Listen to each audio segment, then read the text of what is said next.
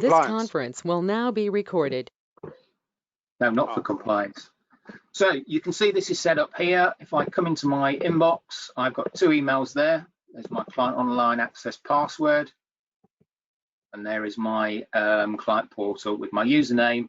And there's the hyperlink, which I'm not going to use because if I use that, that will take me into Explorer, which will then log me out of Xplan itself. So I'm just going to go straight to the URL I've already set up in Chrome. If I click on BS, pop my password in. So first warning I get up, as you can see there, is your terms and conditions, which I'm not going to read because nobody else will. And then your client will get some security questions for them to choose. So what was your name? First pet. And again, they can choose their own. Next question. Daisy, favorite color. Take that one. And then continue. So now I am in the portal. Let's accept the cookies. And you can see this is set up for yourselves. I've got already some documents in here. I've got some important, I've got some sent, and I've got some to be signed in amongst all that. So this is showing me I've got 3 documents that I can review. I've got valuation reports. This is some stuff I was doing. You see, it's quite old. Last time I used this client, 2017. But I can go in if I wanted and actually look at these documents. Now these have been made visible by my advisor or by yourselves. I don't know why Adam's sending me one, but there you go. Somebody's just left.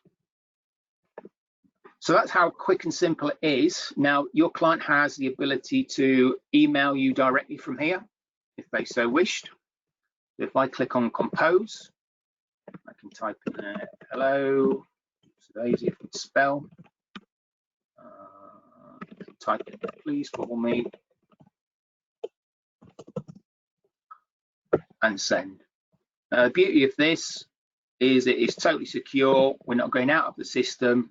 And effectively, this will record everything. So I'm going to come into documents and then into stored client documents.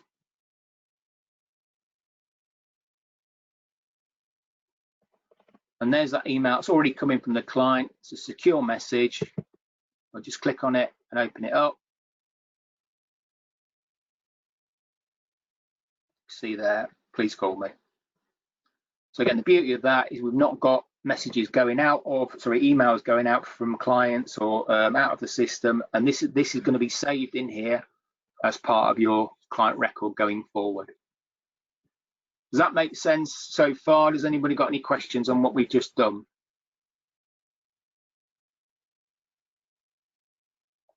Nope. Is this all in the guide? Is this, sorry? Is this all in the guide that we've got? Yep. The steps, right, okay. Absolutely, everything is listed down exactly as we're looking at, as we see here. What I want to do is I want to send something for the client for them to have a look at. Now, it could be letter of authority, it could be authority to proceed, it could even be, for example, you can see here, I've got a fact find document for a client in here. The system will not make things visible unless you tell it to make it visible. So I've just come into the document here. If I click on related, I can see it says here client access. It does notify you, thanks Chris, it does notify you. If you look at the, I can't remember which page it is, but there is a notification widget in the guides, and that will tell you when a client's sent you something. In this instance, okay, all I'm doing is clicking on client access. If I click on notify, and then save and close. Give it a moment.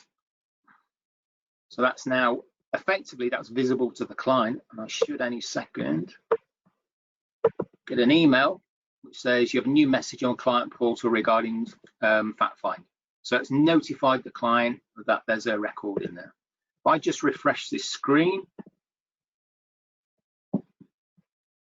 I can now see there's the fact find from a while ago, and I can go in and review it. This is an old fact find.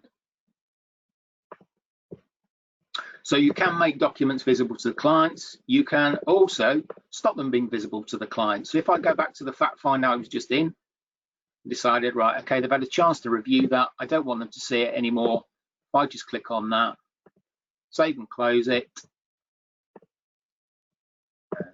just refresh this again, you'll see the fact find now disappears. So again, the beauty of this, it's totally secure. You're not sending emails out. We've not got any data protection breaches, and it's quite important we actually consider how we use this to the best. So it might be you've got, I'm just trying to think, a client, what you ask a client to send you some bank statements. I'm thinking for mortgages, this is a brilliant way of doing it. Get them to scan them in, and then effectively what they can do is they click on compose, type in there, let's say bank statements, click on attachment, pop whatever, I almost put that user guide in, but you can imagine it could be a list of bank statements, send that, and again, that important piece of information, that information that should be secure, is received by you straight into Xplan for you to use as you wish. So give that a moment to load up.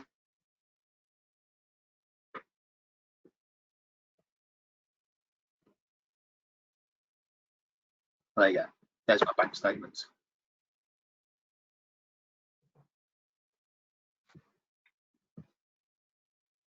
All I'd do, if I needed to see it, just come in here, click on the paperclip, and it would open up my attachments in there.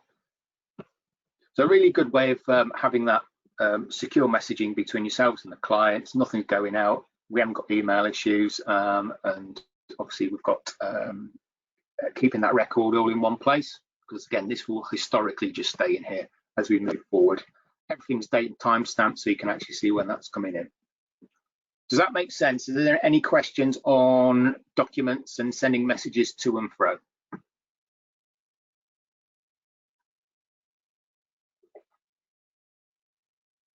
Nope. Excellent.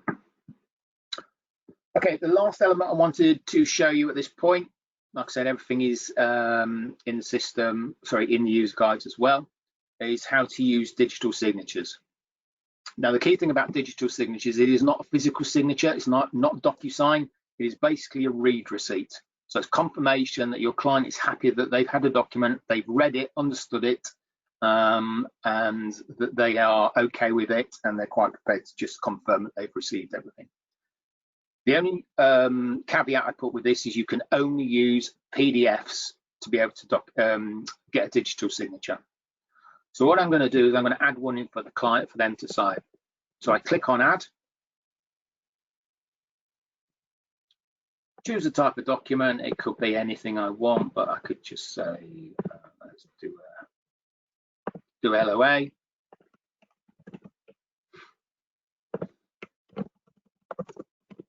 You don't have to put anything in there necessarily.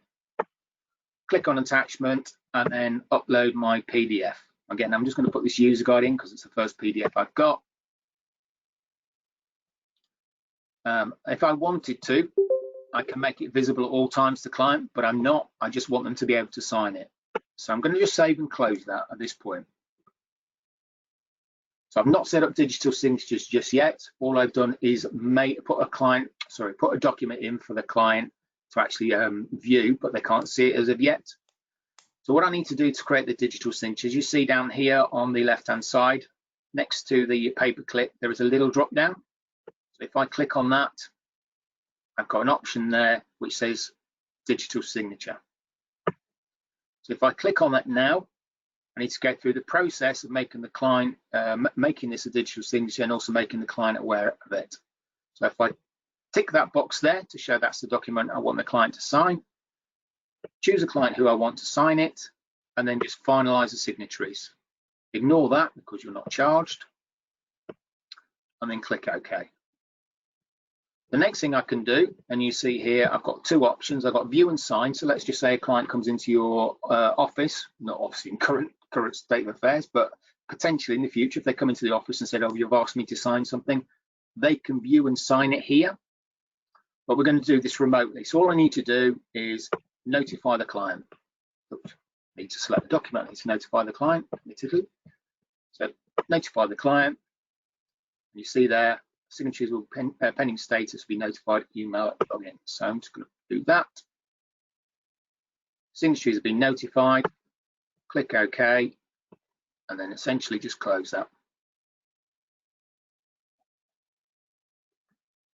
Give that a moment to load up. What you'll now notice, again, I've got an email that tells me I've got a new document to sign. Do need to update my logo in here, but this will take me through to the portal. If I clicked on that, but again, because I've already got it set up, I don't necessarily need to do that. As a client, I'm just going to refresh this so I can see the to be signs. I need to come to the area called to be signed. And you can see here I've now got a document saying awaiting signature. And again, you've got the, you should have the user guides. I think Pete sent the user guides out for Digital Portal for both yourselves and for the clients. So if I click on view, my cat just arrived to enjoy. You can see here, I can view the document. Gives the client the opportunity to read that. And if they're happy with that, if they click on I accept the terms and conditions, you notice here I've got a security code. What's just happened, I don't know if you heard that, but I've just received a text message, which is why we set up SMS, which will give me the relevant code for me to be able to complete this process. So I'm just going to put in the code that I've just received. 1 second, 3, 7, 4. So that's the code I've just received by text. I click on sign. That document has effectively now been signed by the client. You notice as well, I have got a little pencil next to that. So it's saying that at the moment, at least one of the attachments is marked for digital signature. Sometimes this takes a minute, sometimes this takes 5 minutes, but in essence, you'll get confirmation back that the client has signed that document. Let's just refresh that screen.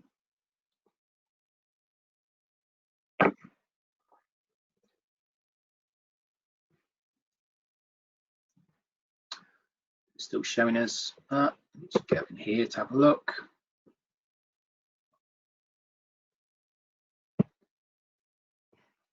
Yeah, information's not come back in yet. So I'll just give that one a quick refresh and then I'll do another one.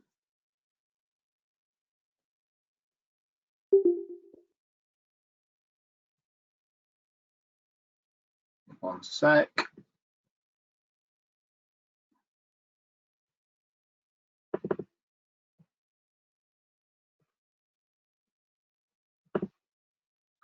Yeah, we're still waiting for the confirmation to come back in. Like I said, sometimes it's really quick and sometimes it can take a few minutes, but obviously you're not going to be sitting there waiting for your client to send you through the digital signature to confirm it unless you need it desperately quickly.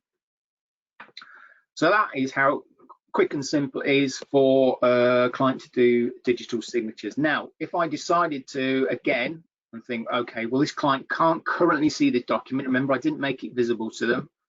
I think, okay, let's just put it into their system so they can see it. I just change that. Go back to the portal. Click on refresh. You'll now see the LOAs there. So that's the document that even highlights the fact it's digitally signed or to be digitally signed. I'm just going to see if this is now refreshed up, just so you can see what it looks like. But you'll get a green pencil next to the attachment. There you go. So that just confirms that all signatories have signed that document.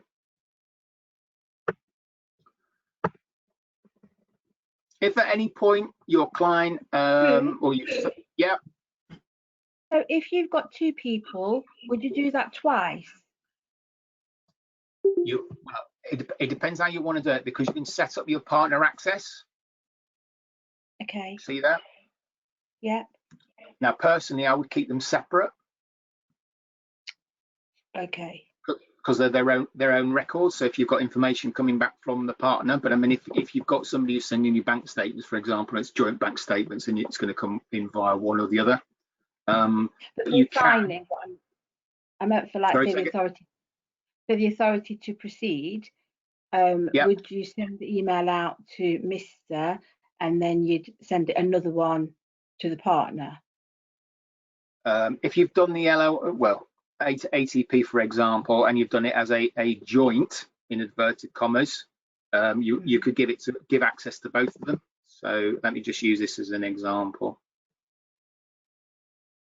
In fact, this won't work because I haven't set the partner up, but just give me a sec. Yeah, she's not set up. So let me just quickly give her access.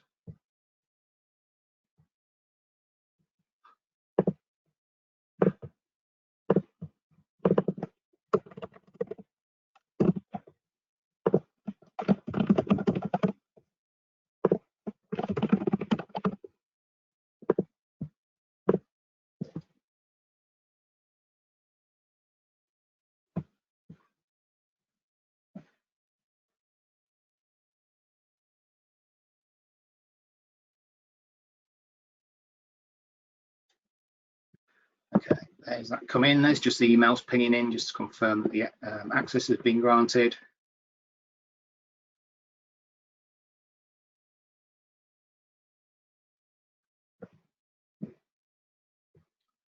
So she's now got access. So if I come back into my documents, store client documents,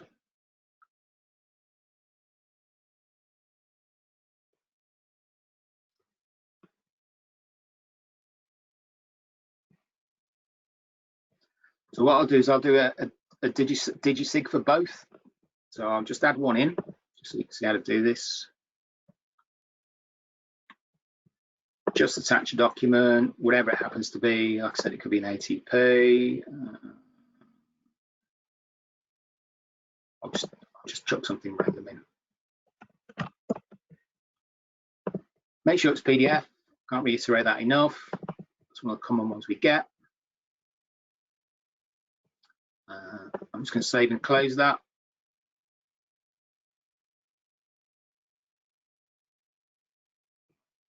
And this time, we'll go to digital signatures.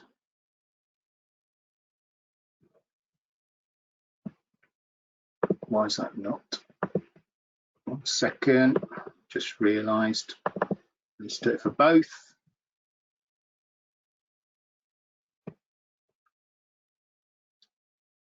Where's the other client?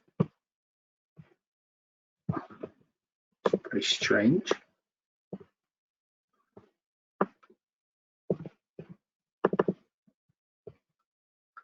As it's a joint record, I should have both clients come up here. But it's not bringing that up, so I just need to check why that's not happening. Need to remember a name, it's something random. 1 sec.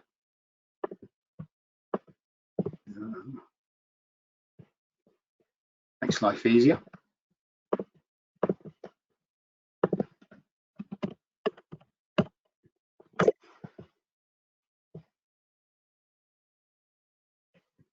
There we go. Right. So both can now see that.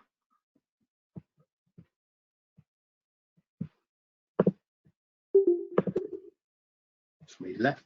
So now I can do this. That's why, because the SMS and email address is not set up. So I'll be unable to do that. But you just tick both boxes, and that would effectively do as we just done before. So I'm not going to go back and set her mobile up because it would just end up going to the same place. But that's why she wasn't coming up, because her mobile and email address are not set up.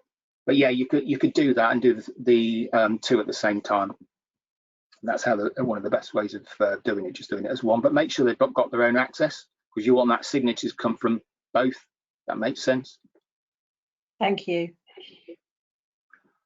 Okay, so that pretty much is the top level overview of how to use the portal. Like I said, the main thing is to make sure you've got your the URL set up in your preferences, and obviously in your client records, making sure, as you've just seen, how important it is to have the contact information set up.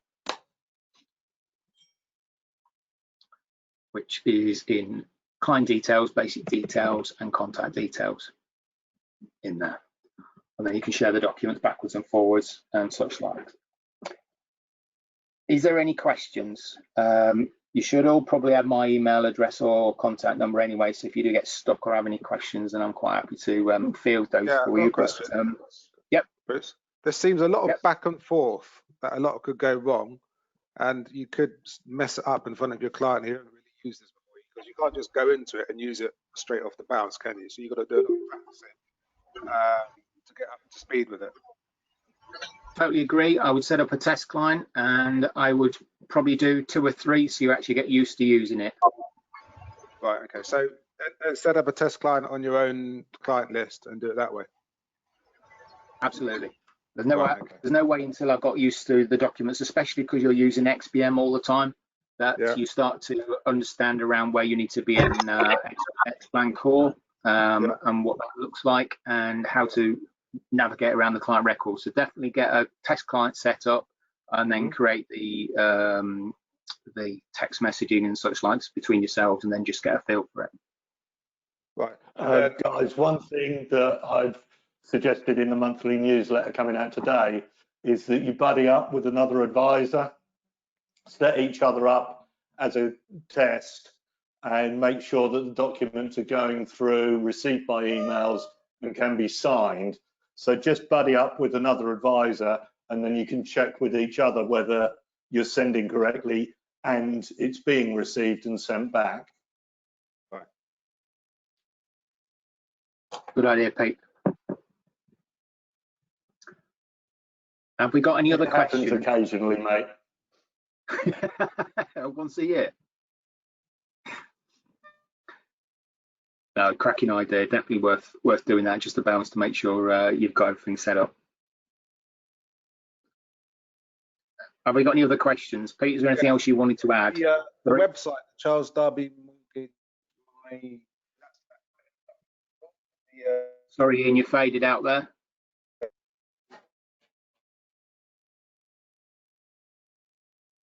Sorry, I couldn't hear you, Ian. Right. When you have to add the website, the Charles Darby Mortgage, I didn't get the last bit of it down. Yep.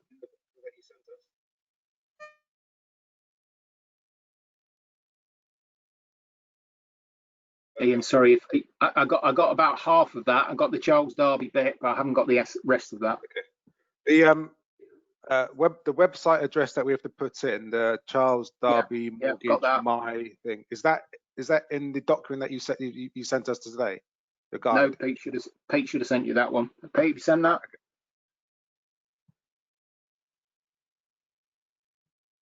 Okay. Pete. Sorry, unmute microphone helps. Shouting at my bloody screen. Right, yeah, I'll sort that. I'll be with you this afternoon, guys. All right. Thank you. Sorry, somebody else asked a question. Who was that? Aston, will it work on clients' phones? Yes, it's basically a URL to a website. However, the way the portal's set up is if somebody's using it on a tablet or even on their phone, it's tablet friendly and phone friendly, so it gives you kind of a different aspect. But yes, they can.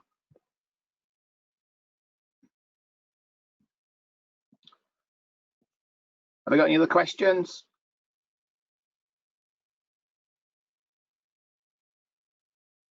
No. Okay. Like I said, this. Thanks a lot. Sorry, that's great. No problem. The key thing is just to test it.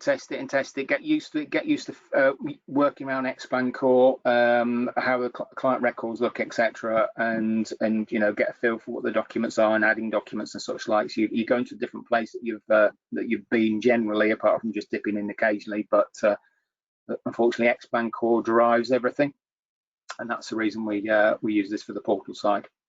Great. If you're doing, guys, on this, if you read the user guide, buddy up with somebody, play with it.